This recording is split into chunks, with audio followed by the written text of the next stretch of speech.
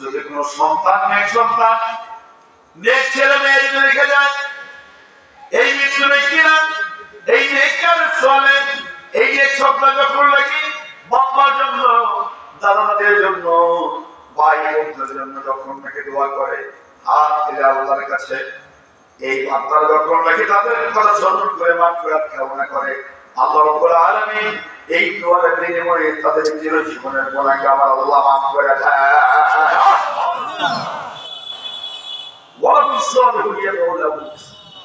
নেককার সন্তান যখন দোয়া করে, এই দোয়ার বিনিময়ে ওই আব্বা আম্মার চিরজীবনের গুনাহ মাফ করে দেয়। সুবহানাল্লাহ।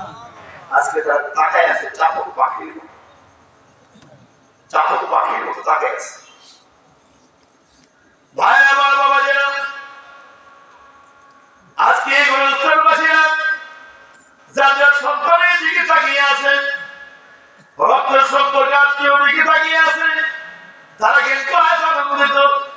আজকে এখানে আমার সন্তান আছে, আমার ভাই আছে, আমার বন্ধু আছে, আমার রক্তের সম্পর্কে আত্মীয় আসছে, যখন নাকি আমি আপনি আল্লাহর কাছে চোখের পানি ফেলে যখন নাকি দোয়া করবো, এই সন্তানের দোয়া আমার আল্লাহ রাব্বুল আলামিন কখনো বান্দাকে ফেরত দেন না। যখন আল্লাহু আকবার। এজন্য আজকে তারা দোয়া করে তাদের মাগফিরাত পাবে, তাদের হবে আজকে ওইদের মতো আনন্দ যে যদি আজকে এখানে বসে আল্লাহর কাছে যদি দোয়া করা হয়, আমার আল্লাহ কাউকে ফেরত দিবার জন্য ঠিক ঠিক। তার কারণ এই মজলিসটা হচ্ছে মাজালিসুল কোরআন, মাজালিসুল্লাহ, এটা কোরআনের মজলিস, এর কোরআনের ক্লাস। অতএব এই মজলিস হচ্ছে আমার আল্লাহর মজলিস। কার মজলিস? আল্লাহ। যদি বলেন মাজালিসুল কোরআন, মাজালিসুল কোরআনের মজলিস তো আল্লাহর মজলিস। আর আমরা এখানে যারা আছি সকলে আল্লাহর মেহমান, আল্লাহর মজলিসে আমরা সকলে মেহমান। কার? আল্লাহ। বলি আল্লাহ। অতএব আল্লাহ আমাদেরকে কবুল করেছেন, তাই তো আসতে পেরেছি। আল্লাহ কবুল না করলে আমরা কি আসতে পারতাম? বলেন তো দেখি, আপনাদের কেউ কি বাধ্য করছে যে তোমাদেরকে চাইতেই হবে রহমত করতে মাহফিলে? বাধ্য করছে? তাহলে আমরা বাধ্য হয়ে আসি? আচ্ছা, আপনাদেরকে কেউ কি কোন কিছুর মাধ্যমে কি আপনাদেরকে চাপ দিয়েছেন? ভয়টা খেয়েছেন না, রাগের খবর আছে, তাহলে আমরা ভয়, আমরা এখানে কি লোভে আসছি? যেখানে আসলে ফরিদপুরের হাজি বিরিয়ানির কাচ্চি বিরিয়ানি পাওয়া যাবে এক প্যাকেট, তাই নাকি?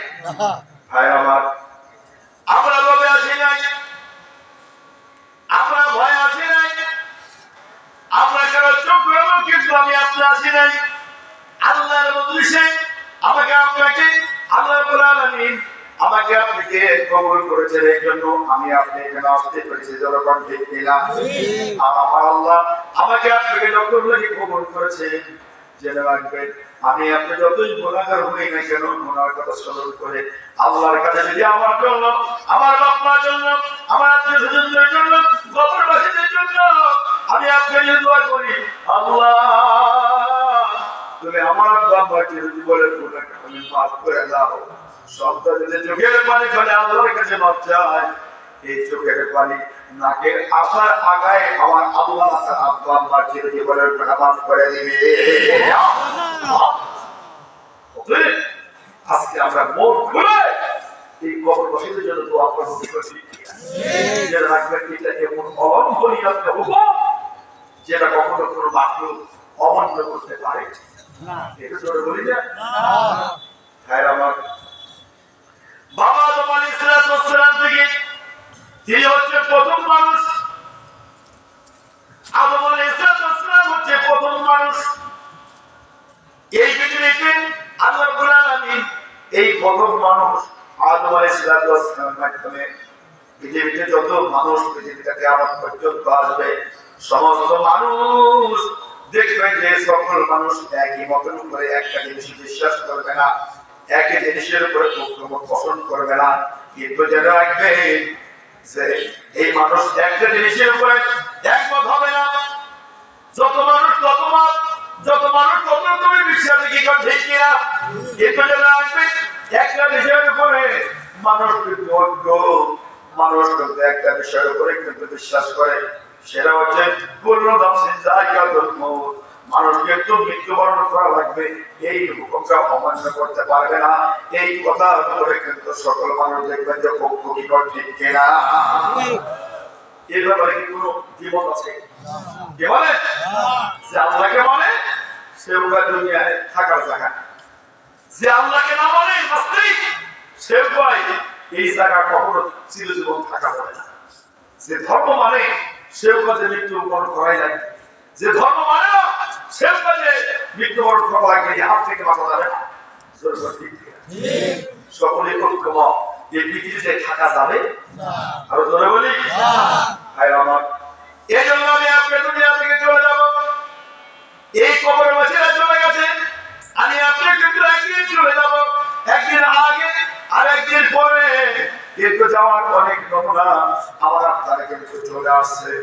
বাজারে ভালো করে একটু বোঝার চেষ্টা করবেন, দেখবেন এই মাঠে ঘাটে দেখবেন যে কত ধান লাগানো থাকে, ধানের ক্ষেতের দিকে তাকাইলে আপনি দেখবেন ওই ধানের ক্ষেতের ভিতরে শুধুমাত্র সবুজ ধান আর ধান। ওই ধান ক্ষেতের ভিতরে একটা ধানের গোড়া যদি কোনো মাজরা পোকায় অথবা কোনো পোকায় যদি নিচের থেকে যদি কেটে দেয়, কোষ কেটে দেয়, তাহলে দেখবেন ওই ধানটা দাঁড়াতে থাকে থেকে, কিন্তু ধানটা মারা যায়, অন্য ধানে দেখা যায় সবুজ হয়ে দাঁড়িয়ে আছে, অর্থাৎ জীবিত অবস্থায় দাঁড়িয়ে আছে। এই ধানটাও কিন্তু দাঁড়িয়ে থাকে, কিন্তু সবুজ অবস্থা নয়, এটা দেখবেন যে সাদা অবস্থায় দাঁড়িয়ে থাকে। যখন ঠিক কিনা মানে কি দাঁড়ায় আছে ঠিকই, কিন্তু এটা মরে দাঁড়ায় আছে। কি এটা ধরে কোন যেগুলো সবুজ এগুলো কি জীবিত, যেগুলো সবুজ এগুলো কি জীবিত, আর যেটা সাদা দাঁড়িয়ে আছে ঠিকই, এটা কি একটু ধরে কোন মৃত। ভাই আমার, ও আমার বাবা যারা ভালো করে বুঝবেন, দেখেন না কেন এই যে এখানে আমরা যারা বসে আছি, আমাদের দেখেন কারোর দেখেন সাদা, আবার দেখেন আমাদের পাশেই যারা আছে, এই যে মৌলানা সাহেব আমাদের হিসেবে কেন আছে, দেখেন তার দাড়িটা কি আছে যেরকম কালা। এই কালা আছে মানে কি তার দাড়িটা কিন্তু এখনো বেঁচে আছে। আর আমাদের যাদের নাকি দাড়িগুলি লেগে আছে, আমাদের মুখের সঙ্গে মাথার সঙ্গে ভুরুর সঙ্গে চুলগুলি লাগিয়ে আছে, আপনি মনে করবেন সাদা যখন লেগে হয়ে গেছে, এই দাড়িটা মারা গেছে যখন ঠিক কিনা। আমার আল্লাহ রাব্বুল আলামিন বলেন, অবাক করে জেনে রেখেছেন তোমার দেহের একটা অংশ হচ্ছে এই দাড়ি, এই চুল, এই ভুরু, এই মুছ, এই চুলগুলি হচ্ছে তোমার দেহের একটা অংশ। দেখো না কেন এই দাড়িগুলি, এই চুলগুলি যখন নাকি সাদা হয়ে যায়, তখন তুমি মনে করবা এই দাড়িগুলির চুলগুলি কি হয়েছে, মারা গিয়েছে, দেহের একটা অংশ তোমার মারা গিয়েছে। যে রেখে নিয়ম চূড়ান্ত পর্যায়ে মৃত্যু হচ্ছে তোমার দেহ থেকে, যেদিন থেকে তোমার আত্মাটা বিচ্ছিন্ন হয়ে যাবে, অর্থাৎ মালাকুল মউত যেদিন থেকে তোমার জানটা কবজ করবে, ওই দিন হচ্ছে তোমার জন্য চূড়ান্ত পর্যায়ে মৃত্যু। জোরে জোরে বল ঠিক কিনা।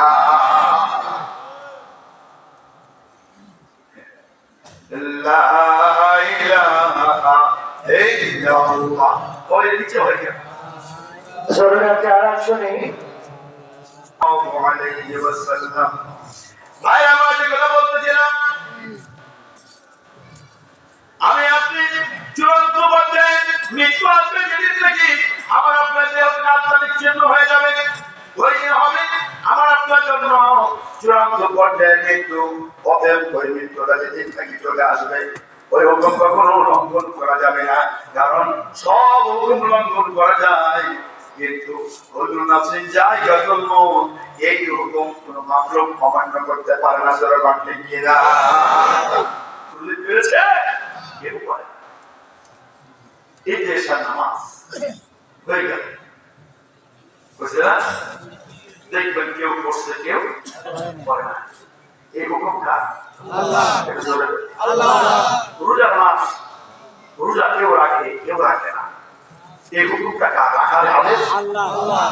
হজ কেউ ফরজ হলে আদায় করে, কেউ ফরজ হলে আদায় করে না।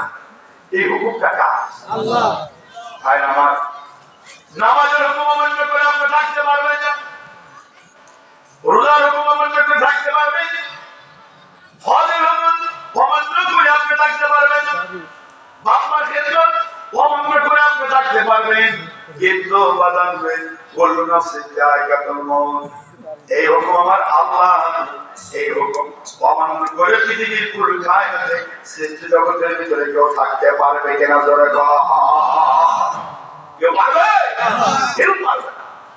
এই জন্য আল্লাহ রাব্বুল আলামিন আমাকে আপনাকে বারবার স্মরণ করিয়ে দেয়। এই যে দেখেন না, আমরা যখন থেকে মানুষকে দাফন করি, কবরে রাখি, তখন মাটি দেওয়ার সময় আমি আপনি কি বলি বলেন তো দেখি? মিনহা খালাকনাকুম।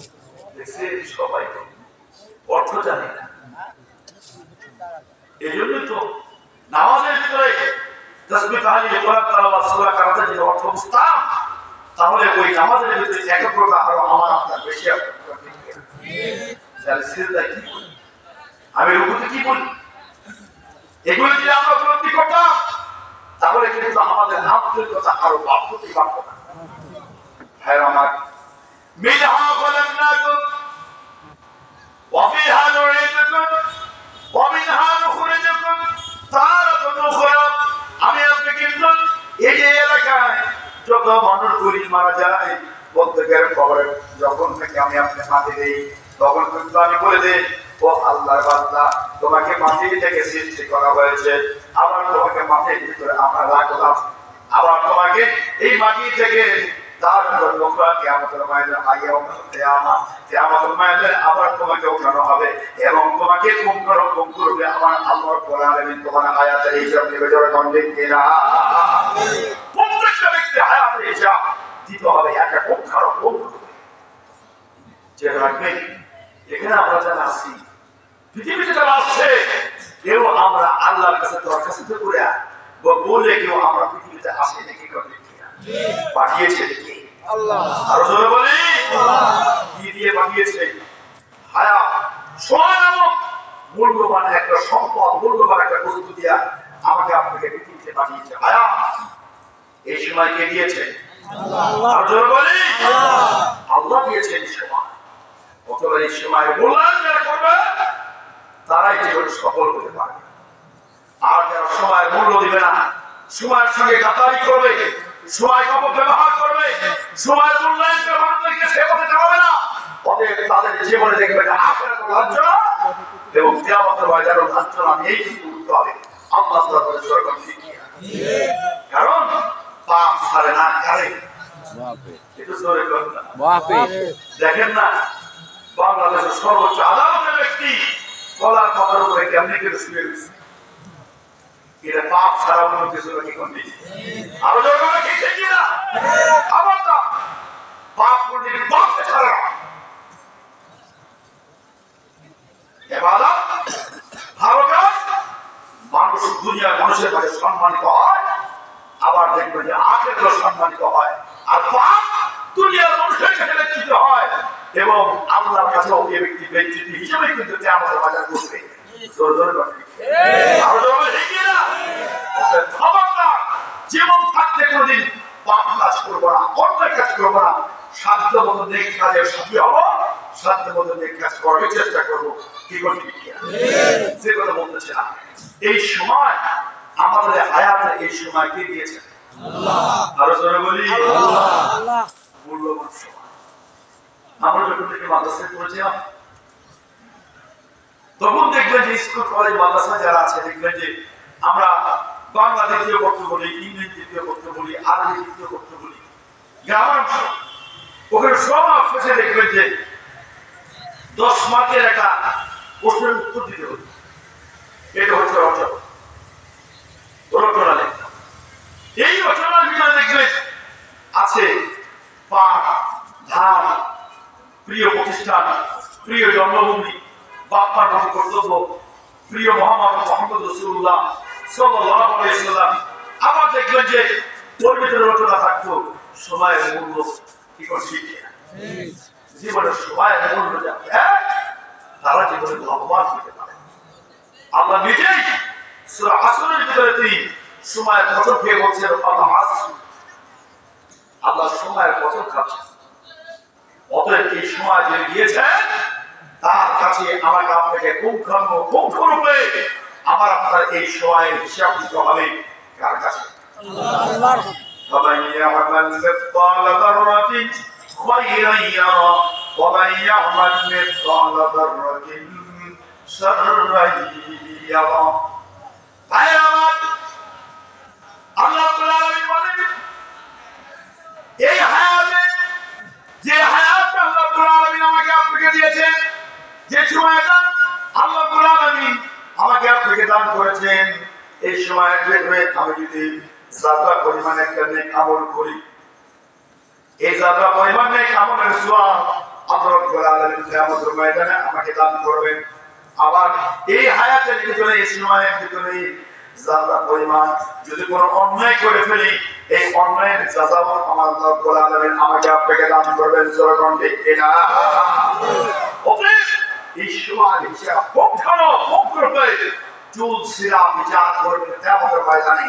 আমাকে যে সময় দিয়েছেন, আমাকে যে হায়াত দিয়েছেন, তিনি আমার কাছ থেকে হিসাব নেবেন। যখন ঠিক কিনা? আরো জোরে। তাহলে এই সময়ের জন্য আমাকে আপনাকে কিন্তু প্রস্তুতি গ্রহণ করা দরকার। যারা রাতের অন্ধকারে, দিনের আলোতে, জোয়ানকালে, ফজর রাতের অন্ধকারে, বৃদ্ধকালে কতটুকু আমি নেক আমল করেছি, এই নেক আমলের হিসাব আল্লাহর কাছে দিতে হবে। কি ঠিক কিনা? এই তো সামনে রোজার পরে ঈদুল ফিতর আসবে। আমরা যারা মুরব্বী আছি, আমরা চিন্তা করি ছেলেমেয়েদের তো জামা কাপড় কিনব, ওদের চয়েস আর আমাদের চয়েস একরকম না। আমরা সাদা বাটা পছন্দ করি। তার কারণ হচ্ছে আল্লাহ আমাকে আপনাকে সৃষ্টি করেছেন। আল্লাহ রাব্বুল আলামিন জানেন আমার কিছু কল্যাণ হবে, কিছু অকল্যাণ হবে। আমি কি করলে আমার জন্য ভালো হবে, আর কি না করলে ভালো হবে, প্রত্যেকটা জিনিস আল্লাহ রাব্বুল আলামিন পুঙ্খানুপুঙ্খরূপে আল্লাহ রাব্বুল আলামিন আমাকে আপনাকে বলে দিয়েছেন। যখন ঠিক কিনা? ওকে মনমর্জি চলার কোনো সুযোগ না। এটা মুসলমানের না। আপনি মনে করবেন যে আমার এটা ভালো লাগে, আমার এটা ভালো লাগে না। এটা কোরআনকে একটা আয়াত অস্বীকার করলে তার বিরুদ্ধে আমরা মিছিল করি, মিটিং করি, তাকে শাস্তি দেওয়ার জন্য উঠে পড়ে লাগি। কিন্তু এইরকম সমাজে অনেক ভাইরা আছে যারা দেখবেন যে কোরআনের একটা অংশ মানে আর একটা অংশ মানে না, নামাজের অংশ মানে যাকাতের অংশ মানে না, আবার নামাজ যাকাত ঠিকই মানে কিন্তু মিরাসের ক্ষেত্রে ছেলে মেয়েদের যেভাবে কোরআনের ভিতরে বন্টন এসেছে সেই বন্টন নীতি অনুসরণ করে না, এইরকম লোক আমাদের সমাজে আছে কিনা? এই তো ছেলেকে এক হাদিসে তার ছেলে আফসোস করলো, হুজুর আপনার তো জন্মগত পিতা, কিছু বলতে তো পারি না। উনি হজে যাওয়ার আগে আমার এক ভাইকে একটু বেশি দিয়ে, আমার একটু কম দিয়া, বন্ধুকে 10,000 টাকা হাতে দিয়া তাকে শীতে পিঠে খাওয়ায়া আর ব্রয়লার মুরগি খাওয়ায়া মাথায় ফুল দিয়ে বিদায় দিয়েছে। বুঝলে এটা কি হবে? আমি বলি কি হবে আর না হবে তা তো আপনি নিজেই বুঝতেছেন। এই জন্য তো আপনি আমার কাছে কষ্ট করছেন। চিন্তা করেন, এক ভাইকে বেশি দিল, আরেক ভাইকে কম দিল, আর বন্ধুদেরকে মেয়েদেরকে বঞ্চিত করলো। 10,000 টাকা করে হাতে দিয়া সিটি টিকার ব্রয়লার মুরগি খাওয়ায়া তাদেরকে দিয়ে দিল। মেয়েরা তো চোখের পানি ফেলায় কাঁদতেছে। বাবা তো মনে করছেন হজে যাবো, তো এই জন্য আমার প্রতি খুব মায়া মহব্বত, এই জন্য কাঁদতেছে। আসলে তো তা নয়। আপনি ঠিক করলেন, আপনার মেয়েকে আপনার জামার কাছে মুখ দেখাতে পারবে? কথা বলেন না কেন? পারবে? আপনার নাতি কি সৎসাহস নিয়ে আপনার ছেলের সামনে এসে দাঁড়াতে পারবে? এটা কি ভালো লাগবে? অতএব বরকত দেওয়ার মালিক তো আল্লাহ। আপনি কি করলেন? একজন এটা কোরআনের আয়াত লঙ্ঘন করলে, নবীজির বিরুদ্ধে বললে উঠে পড়ে সবাই লাগে। এটা লাগার দরকার, এটা আমাদের ঈমান, এই প্রতিবাদ করার দরকার। কিন্তু দেখছেন নামাজ পড়ে রোজা এই আয়াত থেকে মানে, কিন্তু ওয়ারিসের বঞ্চিত করে দেখেন এই ব্যক্তি যদি হজে যায় তাহলে তার হজটা কবুল হবে। কবুল হবে না, কিন্তু এই একটা সার্টিফিকেট পাবে। কথা বল না, আল হাস সার্টিফিকেট আল হাস আর বললাম আমার ভাই তো বলি এই হাল হাস কোনো লাভ নাই। নামাজ যেমন ফরজ, হজ যেমন ফরজ। নামাজ পড়ে বেরোলে আমরা কেউ বলি না মানে হাজির মতো যেটা সলাত আদায় করে সলাৎ ব্যক্তি, হাজির ব্যক্তি সলাৎ ব্যক্তি, এই কথা কেউ বলি না। তারপর ফরজ হয়েছে আদায় করবে, কিন্তু আদায়ের আগে তিনি কি করলেন? সরাসরি আল্লাহর হুকুমকে তিনি লঙ্ঘন করলেন। ঠিক আয়াতকে লঙ্ঘন করলেন। লঙ্ঘন করলে হস্ত হবেই না, বরঞ্চ ওই ব্যক্তি মুমিন থাকবে কিনা মুসলমান থাকবে কিনা এটাই তো সন্দেহ হবে। আব্দুল্লাহ বিন মুবারক, হযরত আব্দুল্লাহ বিন মুবারক না নবীজির একজন সাহাবী, তিনি ইহুদি ধর্মের একজন লিডার ছিলেন। আব্দুল্লাহ বিন সালাম ইহুদি ধর্মের একজন লিডার ছিলেন। এই বাচ্চারা ইসলাম গ্রহণ করেছেন, কিন্তু ইহুদি ধর্মের কিছু নিয়ম আমরা যেমন শুকরের গোশত আমাদের জন্য আমরা হারাম বলে মনে করি, এটার প্রতি আমাদের অনীহা, এটার প্রতি আমাদের ঘৃণা, ঠিক তদ্রুপ ভাবে ইহুদি ধর্মের যে অনুসারী তাদের কাছে ওই উটের গোশত একটু হারাম, উটের গোশতের প্রতি তাদের অনীহা, তাদের ঘৃণা। কিন্তু তিনি তো দীর্ঘদিন লিডার ছিলেন, ইসলাম গ্রহণ করেছেন। ইসলাম গ্রহণ করার পরে ওই যে আগে যে উটের গোশত খায় না, উটের প্রতি যে তার একটা ঘৃণা, ওটা তার ইসলাম গ্রহণের পরে তার ভিতরে থেকেই গেছে।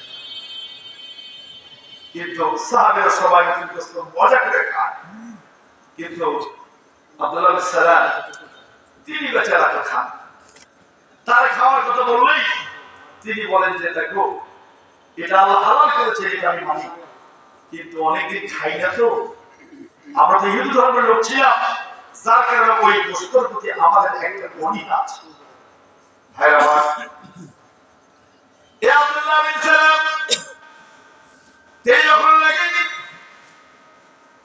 এই গোশত হালাল তিনি মনে করেন, যেহেতু ইসলামে উটের গোশতকে হালাল মনে করেন, হালাল করে দিয়েছেন আল্লাহ রাব্বুল আলামিন। কিন্তু আব্দুল্লাহ বিন সালাম দীর্ঘদিন এই গোশতটা তিনি খান না, তার একটা অনীহা লাগে, তার একটা ঘৃণা লাগে।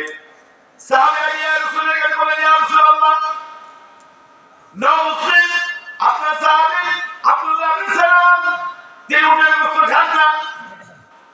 তিনি বলেন আল্লাহ এটাকে হালাল করেছেন, আমি হালাল হিসেবে এই উটের গোশতটাকে আমি গ্রহণ করেছি, এটা আমি মনে করি।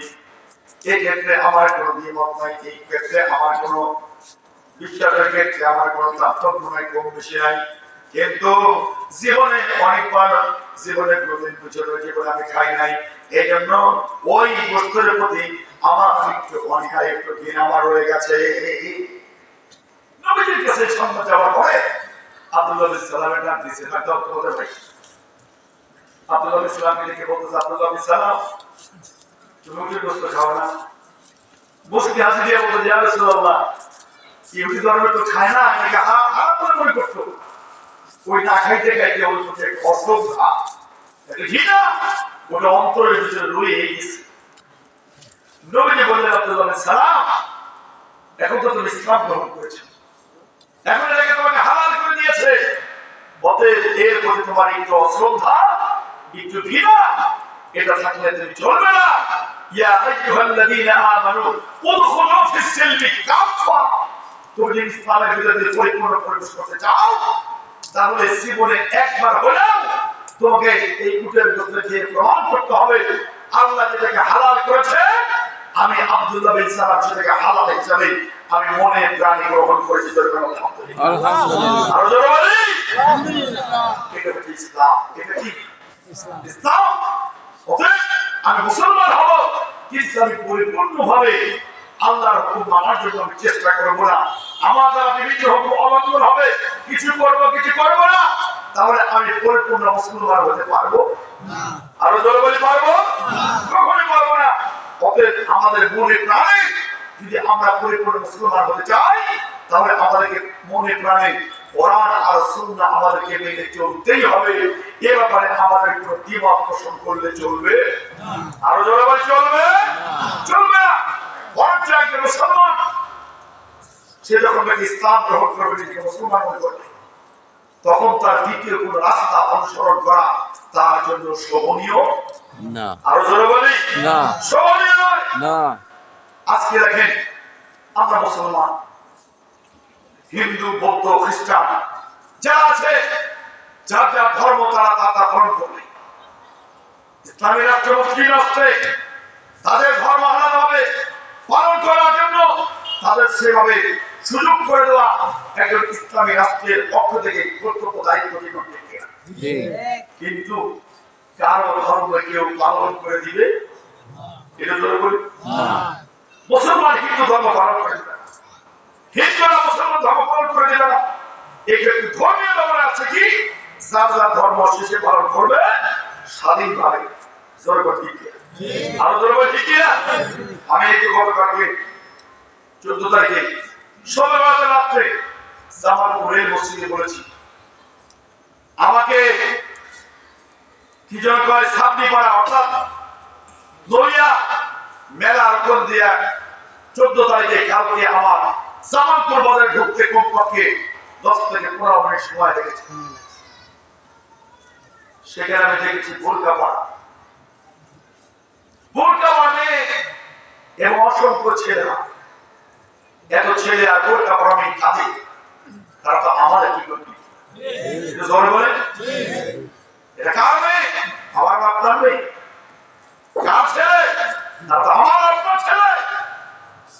আপনি কি মনে করেছেন যে আমি মসজিদে এসে তসবিহ নিয়ে বসে বসে জিকির করলাম, কোরআন তেলাওয়াত করলাম, তাই আমার আপনার জন্য যথেষ্ট? নাজআলুহুমা তাহতা আকদামিনা লিয়াকুনা মিনাল আসফালিন। যে রাখবেন আপনার যুবক আর যুবতী, তাদের ক্ষেত্রে আপনার দায়িত্ব আছে। কুল্লুকুম রাইন ওয়া কুল্লুকুম মাসউলুন আন রাইয়াতিহি। আপনারা বলেন নবী সাল্লাল্লাহু আলাইহি ওয়াসাল্লাম, আপনি যদি আপনি দুজনের যদি কর্তা হন, 5 জনের যদি অভিভাবক হন, আপনি যদি এলাকার যদি মেম্বার হন, চেয়ারম্যান হন, মাতব্বর হন, মসজিদের যদি ইমাম হন, তাহলে আপনি কিন্তু আপনার অধীনস্থ ব্যক্তিকে ব্যাপারে জিজ্ঞাসিত হতে হবে কার কাছে? আরো জোরে বলি যে ছেলে আপনি এটা বাড়ি থেকে বের হয়ে গেল শবে বরাতের রাত, লাইলাতুল